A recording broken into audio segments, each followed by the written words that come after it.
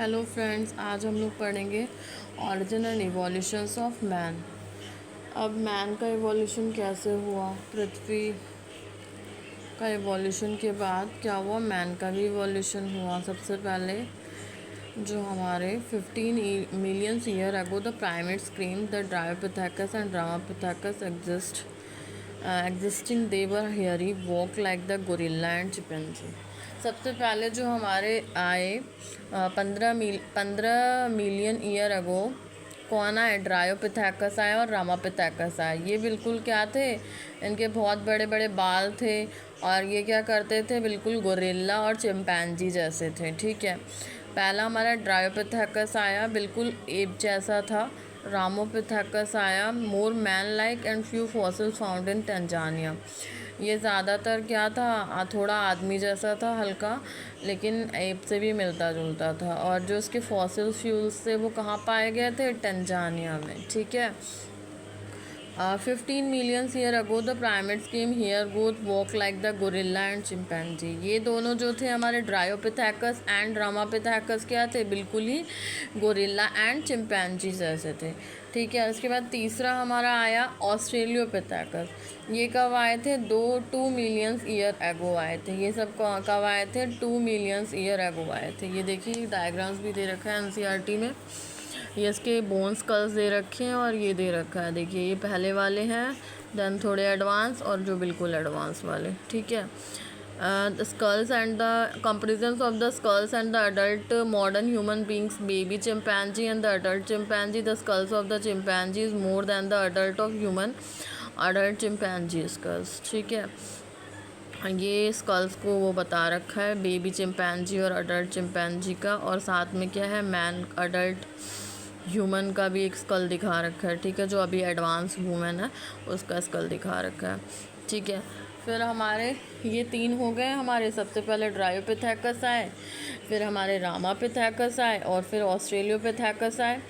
अब क्या हुआ, ये 2 मिलियन ईयर अगो आया। ये लोग ईस्ट अफ्रीका में रहते थे और ग्रासलैंड्स में रहते थे। कहाँ रहते थे, ईस्ट अफ्रीका में ग्रासलैंड में रहते थे। उसके बाद haunted with the stones and weapon. और ये क्या करते थे, ये जो ऑस्ट्रेलियोपिथेकस थे इन्होंने क्या कर दिया था, स्टोन्स के वेपन, अब हंटिंग चालू कर दी थी और साथ में स्टोन्स के वेपन भी बना लिए थे। और साथ में ये लोग क्या करते थे, फ्रूट्स भी खाते थे। अब हमारे आए होमो हैबिलिस आए। क्या आए, होमो हैबिलिस आए, first human like the human beings. ये बिल्कुल थोड़े पहले ऐसे थे, पहले ऐसे इवॉल्व मैन थे जो थोड़े क्या थे, ह्यूमन बींग्स जैसे दिखते थे। इनकी जो ब्रेन कैपेसिटी थी 650 से 800 सीसी थी and did not eat the meets. ये जो होमो हैबिलिस थे वो मीट नहीं खाते थे। अब उसके बाद फिफ्थ वाले आए होमो इरेक्टस।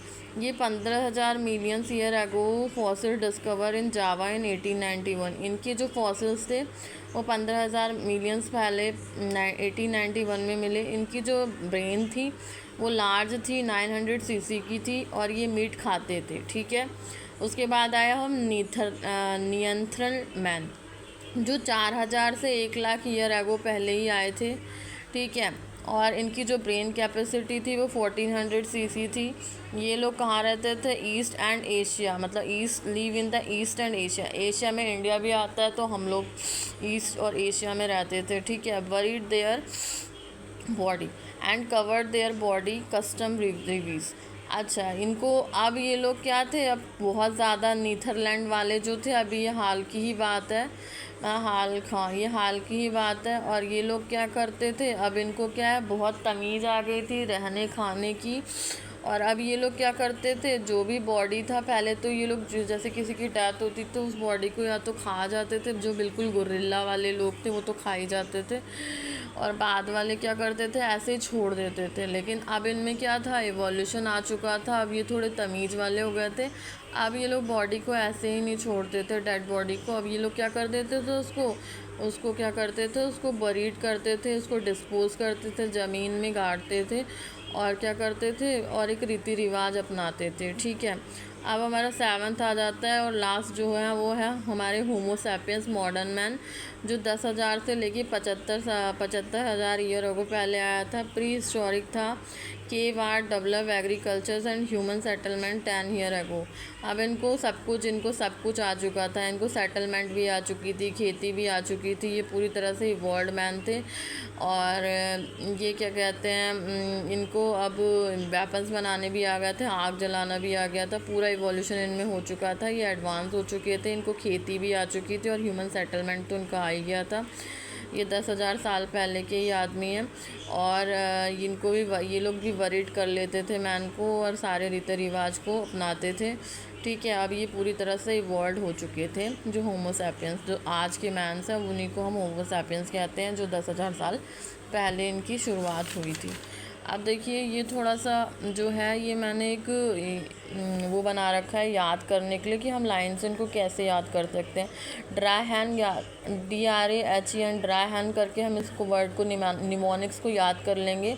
तो D से हमारा हो जाएगा ड्रायोपिथेकस पहला वाला, R से हमारा हो जाएगा रामोपिथेकस, और A से हमारा हो जाएगा ऑस्ट्रेलोपिथेकस, H से हमारा हो जाएगा होमो हैबिलिस, E से हमारा हो जाएगा इरेक्टस, N से हमारा हो जाएगा नीदरलैंड मैन।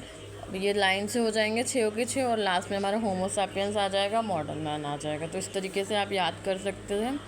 अब ये हमारा लास्ट टॉपिक था इवोल्यूशन का, यहीं पे ख़त्म होता है। NCERT में भी यहीं पे ख़त्म होता है। प्रॉपर NCERT की लाइन है और बहुत इंपॉर्टेंट टॉपिक भी है। डायरेक्ट आ जाता है बोर्ड के एग्ज़ाम में, इवोल्यूशंस ऑफ मैन, या फिर नीट के एग्ज़ाम में आ जाता है इनकी ब्रेन कैपेसिटी, या फिर कस्टम कब से शुरू हुआ, या फिर ह्यूमन सेटलमेंट कौन से उसमें हुआ, कौन से मैन में आया, या एग्रीकल्चर करना कब कब आया। ठीक है, तो ये बहुत सारी चीज़ें आ जाती हैं। Thank you. अगर आपको लेक्चर पसंद आया तो लाइक एंड सब्सक्राइब करें।